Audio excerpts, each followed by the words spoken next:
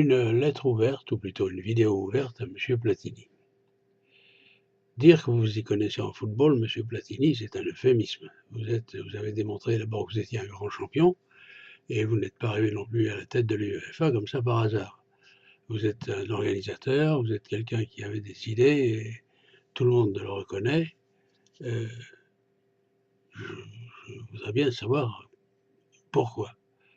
Pourquoi quoi, me direz-vous? Eh bien, tout simplement, pourquoi vous tolérez que les pantins de l'équipe de France aillent se faire battre par l'équipe d'Albanie à 1-0? Pourquoi vous tolérez ça? Sans compter l'histoire de la Belgique aussi. Vous avez certains pouvoirs, M. Platini.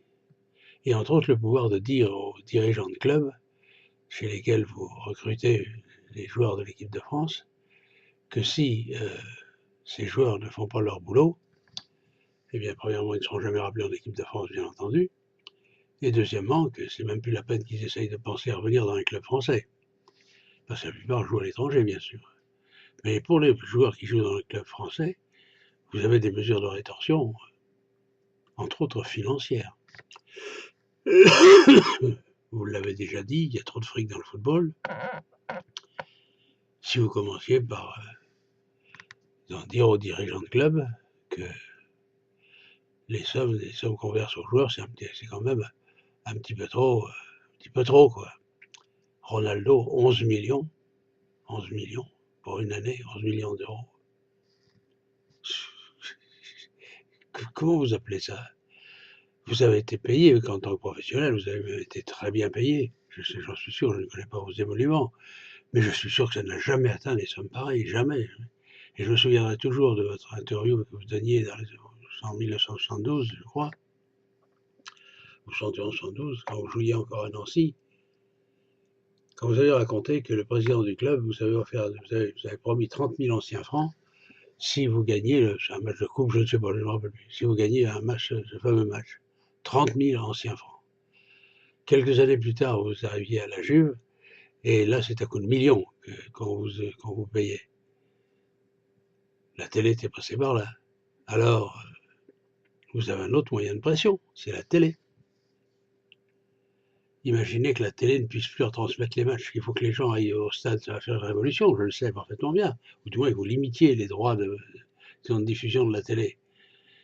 Fatalement, l'argent qui rentre dans les clubs va diminuer.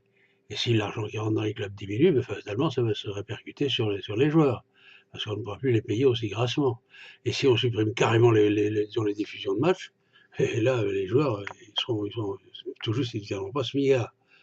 J'exagère, bien sûr. Ça sera toujours les dessous de table. Mais ça fait partie des quelques mesures que... Parce que je dois vous avouer, j'étais un supporter du FC Nantes.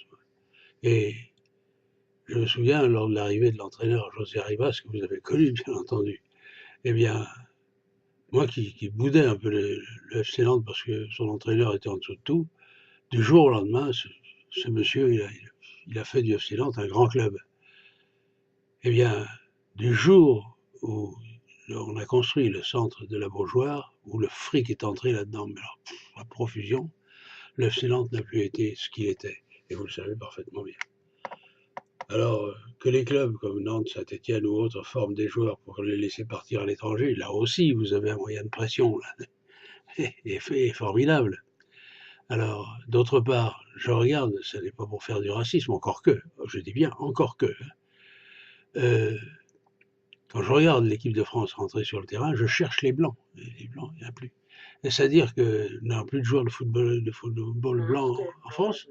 Certainement pas. Certainement pas. Alors que les joueurs, disons, qu'ils soient d'où qu'ils viennent, j'en ai rien à faire, mais ce n'est pas à vous que je vais apprendre que l'équipe de France, ces joueurs-là, ils s'en foutent complètement. Ils s'en foutent, mais comme il n'est pas permis. Et dans leur club, oui, d'accord, ils savent que s'ils ne font pas le boulot, ben, là, ils vont être virés. Enfin, tout le loin, attaquer financièrement. Mais l'équipe de France, ils s'en foutent. C'est comme c'est pas possible. Et ça depuis plusieurs années. Ça fait plusieurs années que ça dure. Alors, vous avez là aussi un autre moyen de rétorsion. Vous voyez lequel. Voilà ce que j'avais à vous dire, ce que j'ai sur le cœur. Bien entendu, je ne suis pas le seul à penser tout ça. Vous le savez parfaitement bien. Alors, vos fonctions à l'UEFA vous interdisent d'intervenir directement dans les clubs ou auprès des joueurs. Mais ce n'est pas vous que je vais apprendre non plus que vous avez d'autres moyens. Voilà ce que je tenais à vous dire, monsieur Platini, tout en gardant envers vous, et je continue à garder une entière confiance et une totale admiration pour ce que vous êtes, ce que vous avez été, et faites pour le mieux pour le football africain. Quant à ceux qui vous font querelle à propos de la Coupe du Monde au Qatar, vous me permettrez d'être trivial, envoyez-les chier purement et simplement. C'est aussi simple que ça.